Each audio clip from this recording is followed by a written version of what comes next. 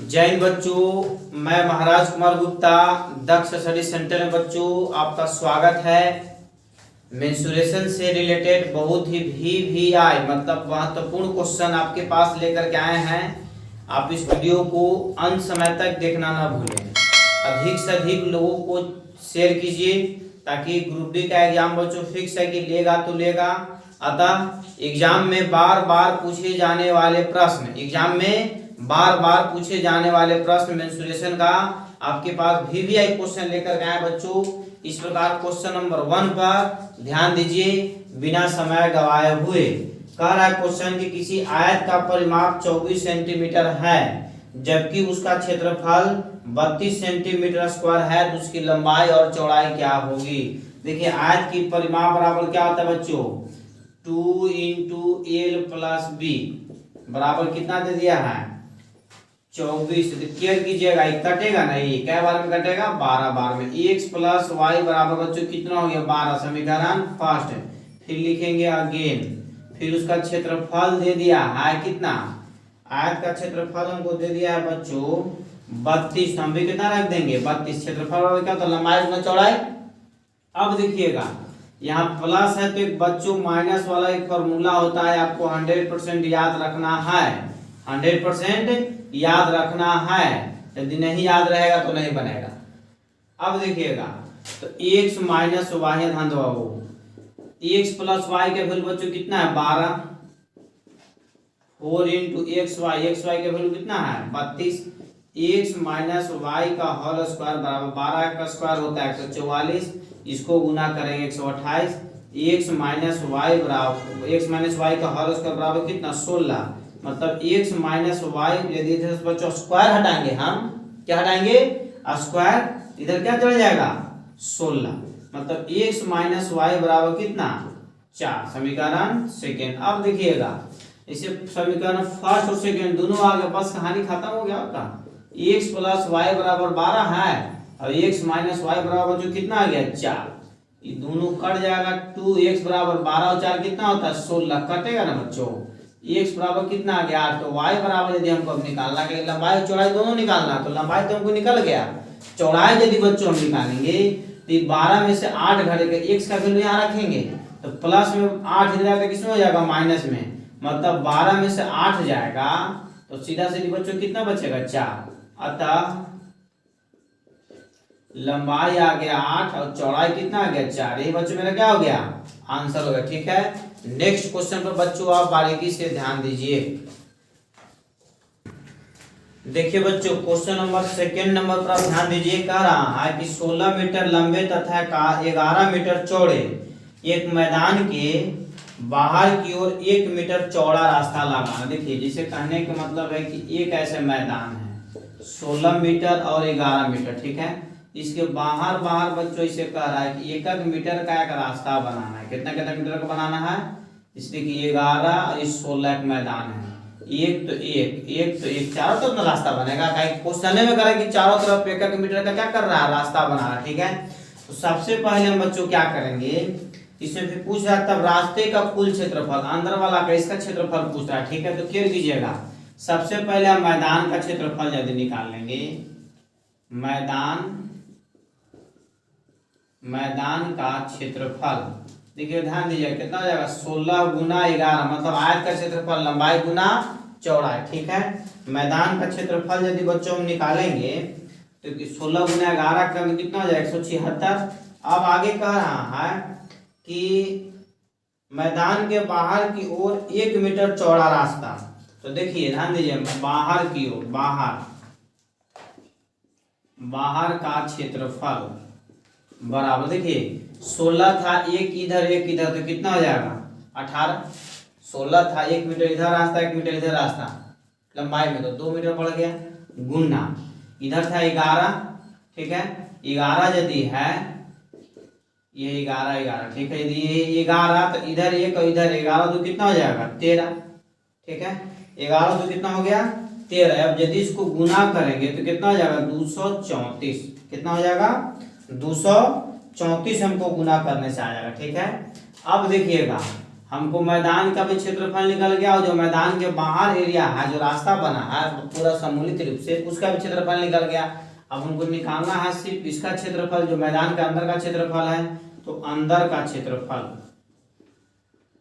का क्षेत्रफल बराबर 234 माइनस 176, घटा दीजिए। 14 में से 6 गया 8 बचा, 12 में से 7 गया 5 बचा, ये 8 60 तो 1 से कैंसिल हो गया। इस प्रकार यही मेरा क्या हो गया, आंसर हो गया। ठीक है बच्चों, नेक्स्ट क्वेश्चन पर आप ध्यान दीजिए। मीटर स्क्वायर है तो मीटर स्क्वायर ही रह जाएगा। ठीक है, नेक्स्ट क्वेश्चन देखिए। देखिए बच्चों, जैसे कहने का मतलब है कि क्वेश्चन नंबर 3 नंबर पर आप ध्यान दीजिए, बहुत ही हाईलाइटेड प्रश्न है। ठीक है, वीडियो को देखिए, अंत समय तक देखना ना भूले। ठीक है, बहुत ही आगे आने वाले समय बहुत ही इंपॉर्टेंट महत्वपूर्ण प्रश्न आपको बताया जाएगा, जो आपके एग्जाम में डायरेक्ट बच्चों लड़ जाएगा। ठीक है, यदि नहीं लड़ेगा तो मेरा वीडियो डिलीट कर देना। अब देखिए, एक 25 वर्ग सेंटीमीटर क्षेत्र में स्याही का धब्बा 4% प्रति सेकेंड की दर से बढ़ता है। 2 सेकेंड के बाद यह कितना होगा? अरे यदि मेंसुरेशन से इसको मतलब ही नहीं है। ठीक है, यदि इसको हम ये साधारण ब्याज या चक्रवृद्धि ब्याज में यदि बच्चों बता दें तो डायरेक्ट में आंसर आ जाए। ठीक है, देखिए एक वर्ग जो है 25 वर्ग सेंटीमीटर, तो मान लिया जाए कि 25 लिख दिए। अब देखिएगा कह रहा है कि 4% प्रति सेकेंड की दर से बढ़ता है, तो 104/100। अब देखिएगा कितना सेकेंड, ये कह रहा है कि 2 सेकेंड के लिए। ठीक है, मतलब समय है 2। अब देखिए इसको सोल्यूशन कर देंगे, 25 गुना 104/100, 104/100। अब देखिए कटेगा 25 से कम 25, 25 का 100। अब देखिए इसको 2 से काटेंगे, 2 दूनी 4 और हो जाएगा हमको ये 2 5 10 और 2 दूनी का 4। ठीक है, अब देखिए भी कटेगा क्या बार में, 26 में। अब देखिए यदि बच्चों इसको गुना हम कर देंगे, क्या करेंगे, इसको हम इंटू यदि करते हैं तो इंटू करने के उपरांत बच्चों हमको आ जाएगा ये 2704। कितना जाएगा, 2704। ठीक है, 2704 और नीचे कितना बच गया, 100। तो कितना डेसिमल यहाँ 2 जीरो है, तो इस प्रकार हम 2 डेसिमल बैठा देंगे। यही बच्चे मेरा क्या हो गया, आंसर होगा। ठीक है, ज्यादा गुना भाग करने की जरूरत नहीं है। नेक्स्ट क्वेश्चन को बच्चों आप बारीकी से देखिए, आगे देखिए।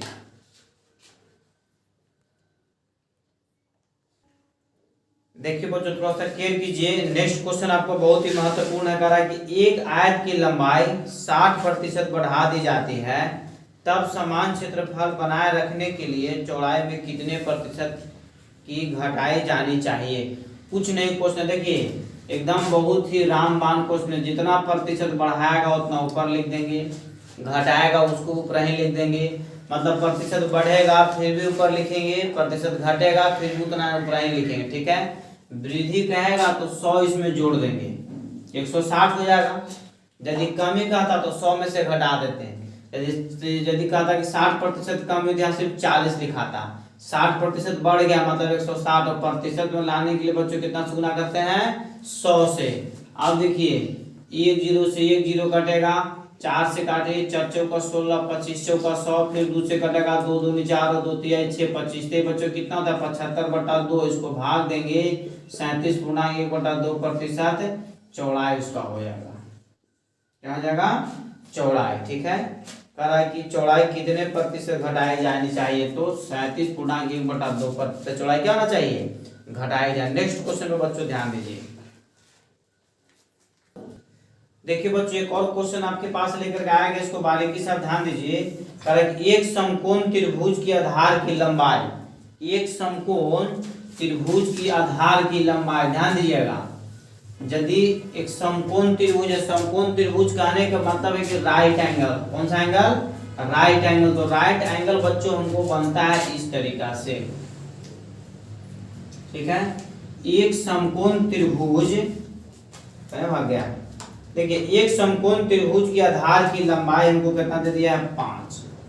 ठीक है, उसके बाद कह रहा है तथा उसका विकर्ण कर्ण जो है 13 दिया हुआ है। ध्यान दीजिए, तो इसका क्षेत्रफल क्या होगा, तो क्षेत्रफल त्रिभुज का क्षेत्रफल जो नॉर्मल फॉर्मूला होता है बच्चों, उसमें 1/2 × b × h। h मतलब यहाँ पर चाहिए परपेंडिकुलर, ठीक है। तो देखिए ध्यान दीजिएगा, लंब होता है, ठीक है, आधार गुना लंब होता है, ध्यान दीजिएगा। तो मान लिया जाए कि मेरा आधार तो दिया हुआ है बेस, और परपेंडिकुलर लंब नहीं दिया हुआ, तो पी तो बच्चों को निकालना पड़ेगा ना। तो पी बराबर फॉर्मूला क्या होता है, h square minus b square. तो एच का वैल्यू है 13, बी का वैल्यू है 5, इसको 169 हो जाएगा 25, घटेगा तो 144, 144 को स्क्वायर रूट कितना होता है 12, यहाँ पर हमको 12 आ गया। अब कह रहा है कि त्रिभुज का क्षेत्रफल, मैंने उसका क्षेत्रफल मतलब त्रिभुज का क्षेत्रफल बच्चों क्या होता है 1/2 और b इंटू एच, मतलब एच बच्चों यहाँ पर ही है लंब है, यहाँ ब्रैकेट में लिख दे रहे हैं, ठीक है। तो 1/2 इंटू बी का वैल्यू है 5 और p मेरा कितना आ गया 12, कटेगा नहीं 6 बार में, 2 6 12, 6 बचे कितना हो गया 30, यही मेरा बच्चों क्या हो गया आंसर हो गया, ठीक है। इसी तरीका के एक और क्वेश्चन आप बारीकी से देखिए, ठीक है। कह रहा है कि देखिए, जैसे कहने का मतलब है कि एक और क्वेश्चन है हमको कि उस त्रिभुज का क्षेत्रफल ज्ञात कीजिए जिसकी भुजा 5 सेंटीमीटर, 12 सेंटीमीटर तथा 13 सेंटीमीटर, वैल्यू दे दिया 5 सेंटीमीटर, 12 सेंटीमीटर और 13 सेंटीमीटर, तो उसका क्षेत्रफल ज्ञात करें, ठीक है। तो क्षेत्रफल यदि बच्चे इसमें तीनों का तीनों वैल्यू दिया हुआ तो 1/2 और b इंटू एच, तो कटेगा ना, ये भी कितना हो जाएगा 30 आंसर हो जाएगा, ठीक है। सिर्फ आपको कंफ्यूज करने के लिए बच्चों ही दिया हुआ है क्वेश्चन को, ठीक है। नेक्स्ट क्वेश्चन पे बच्चों यहाँ ध्यान दीजिए, नेक्स्ट क्वेश्चन पे आगे हम बढ़ेंगे। देखिए बच्चों, हाइट एंड डिस्टेंस का आपका क्वेश्चन, ठीक है। कह रहा है कि 50 मीटर लंबी एक सीढ़ी को एक गली में इस प्रकार रखा जाता है,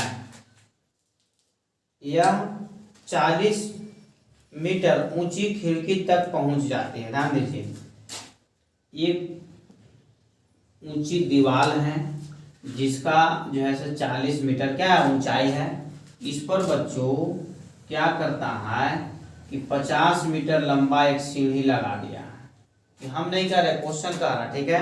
50 मीटर लंबी एक सीढ़ी, तो सीढ़ी बच्चों ऐसी ना दीवार पर लगता है, खिड़की तक जाकर, हो सकता है कि यहाँ पर मान लीजिए खिड़की है, खिड़की तक जाकर तो वहां लग गया, ठीक है, आप पहुंच जाती है। इसके पांव को उसी स्थान पर रखते हुए सीढ़ी के दूसरी तरफ घुमाने पर, मतलब सीढ़ी को अब इधर घुमा दिया गया, यही सीढ़ी को इधर घुमा दिया गया, ठीक है। तो इसको इसे मिला देंगे।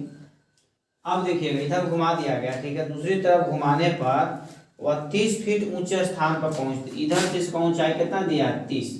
ये बताइए सीढ़िया यही ना था बाबू, तो सीढ़ी यही, सीढ़ी को इधर था 50, यदि इधर दीवार से इधर लगा देंगे तो ये भी कितना रह जाएगा 50 ही रह जाएगा।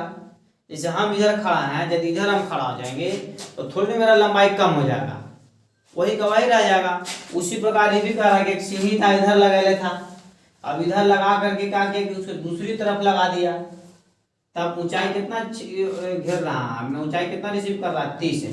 तो यहाँ से यहाँ के बीच की दोनों पाद बिंदु के बीच की दूरी पूछ रहा है बच्चों, तो क्या होगा ध्यान दीजिएगा, ठीक है।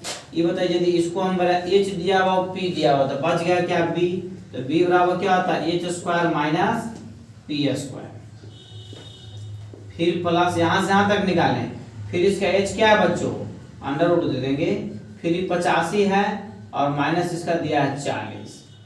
अब देखिएगा, इसे कहने का मतलब है कि ए से बी के बीच दूरी निकालना, तो हो जाएगा 2500, ये हो जाएगा 900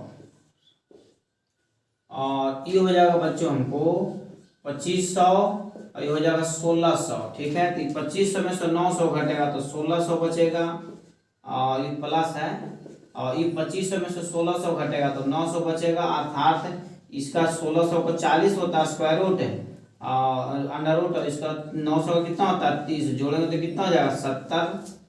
अब देखिए मतलब यहाँ से यहाँ के बीच की दूरी जो हमको दे दिया है कितना आ गया 70 आ गया, यही मेरे बच्चों क्या हो गया आंसर हो गया, ठीक है। बहुत ही आपका हाईलाइटेड प्रश्न था, इसको बारीकी से आप वीडियो को, इस क्वेश्चन को बार बार देखिए। नेक्स्ट क्वेश्चन पे बच्चों ध्यान दीजिए। देखिए बच्चों, एकदम लास्ट क्वेश्चन आपको बता रहे हैं, ठीक है। और वीडियो को बच्चों यदि अभी तक आप लाइक नहीं किए होंगे तो लाइक जरूर कर दीजिएगा, और दूसरे नंबर पे यदि अभी तक आप शेयर नहीं किए हैं तो शेयर कंपलसरी करना आपको अति आवश्यक है, ठीक है। कह रहा है एक वर्ग और एक समबाहु त्रिभुज का परिमाप एक समान है। जैसे एक वर्ग और एक समबाहु त्रिभुज का परिमाप जो है से एक समान है, पेरीमीटर, ठीक है। यदि वर्ग का विकर्ण, ध्यान दीजिएगा, एक वर्ग है, एक वर्ग का विकर्ण, ध्यान दीजिएगा, एक वर्ग का विकर्ण बच्चों कितना हमको दे दिया है 12√2, ठीक है। तो भुजा तो अभी है नहीं हमको मालूम, ठीक है। तो वर्ग के विकर्ण बराबर सबसे पहले हम फॉर्मूला लगाएंगे, वर्ग का विकर्ण बराबर होता है √2 गुना भुजा, √2 गुना भुजा, ठीक है। तो वर्ग का विकर्ण हमको कितना ध्यान दो, 12√2 और √2 जस का तर्क रहेगा, भुजा को 1 मान लेते हैं, इसे क्या हो जाएगा कैंसिल, मतलब भुजा बराबर कितना आ गया 12, मतलब ये भी 12, ये भी 12, ये भी 12 और ये भी 12। कोई दिक्कत? अब देखिएगा, अब यहाँ पर कह रहा है कि वर्ग का परिमाप, वर्ग का परिमाप बराबर ये किसका है, समबाहु त्रिभुज का परिमाप, समबाहु त्रिभुज का परिमाप, मतलब दोनों बराबर है। यहाँ से आपस में दोनों क्या है, तो वर्ग का परिमाप यदि बाबू निकालेंगे तो वर्ग का परिमाप बराबर क्या होता है 4a, मतलब 4 इंटू ए का वैल्यू को कितना आ गया 12, मतलब बच्चों का 48, वर्ग का परिमाप निकल गया। तो वर्ग का परिमाप ही कह रहा है कि समबाहु त्रिभुज का परिमाप है, अर्थात इसका भी वैल्यू कितना हो जाएगा 48, दोनों आपस में क्या हो जाएगा बराबर हो जाएगा। तो अब हमको त्रिभुज का परिमाप लेके निकालेंगे, त्रिभुज की भुजा सबसे पहले निकाल लेते हैं, त्रिभुज का भुजा बराबर, ठीक है, ध्यान दीजिएगा, त्रिभुज की भुजा बराबर परिमाप कितना दिया 48, और त्रिभुज में बच्चों कितनी भुजा होता है 3, यहाँ 3 से भाग दे देंगे तो 16 3 48, मतलब त्रिभुज की भुजा बराबर कितना है 48। तो पूछ रहा है हमको बच्चों कि त्रिभुज का क्षेत्रफल क्या होगा, मतलब समबाहु त्रिभुज, ठीक है, समबाहु त्रिभुज का क्षेत्रफल बराबर √3/4 इंटू भुजा स्क्वायर होता है, ठीक है। तो देखिएगा इधर काटेगा, इधर लिख देते हैं, ठीक है, और √3/4 इंटू भुजा, भुजा कितना आ गया 16 गुना 16, ये त्रिभुज में भुजा 16 ना है, हाँ 4 से कटेगा, 4 चौका 16, ठीक है, तो कटेगा नहीं, तो सोचो कितना होता है 64√3, यही बच्चों मेरा क्या हो गया आंसर, समबाहु त्रिभुज का क्षेत्रफल जो निकल गया 64√3 निकल गया, ठीक है। अब बच्चों आपसे रिक्वेस्ट है कि इस वीडियो को अधिक से अधिक लोगों को देखने के लिए शेयर कीजिए। यदि आप शेयर नहीं किए तो समझ लीजिए कि आप अपने का भला नहीं चाहते हैं। देश के हित के लिए, अपने परिवार के हित के लिए, अपने समाज के हित के लिए बच्चों सभी को वीडियो या देखने के लिए अधिक से अधिक शेयर कीजिए, ताकि हमारे जितने भी समाज है सभी लोग पढ़े, सभी लोग बढ़े। अतः इस कोरोना काल में ऑनलाइन ही एजुकेशन एक ऐसा प्लेटफॉर्म बचा है जो कुछ न कुछ सपोर्ट करता है, 100% तो सपोर्ट नहीं कर सकता है, बट कुछ न कुछ सपोर्ट बच्चों करता है। तो जितना आपको बन सके उतना अधिक से अधिक लोगों को वीडियो क्या कीजिए, शेयर कीजिए। जय हिंद बच्चों।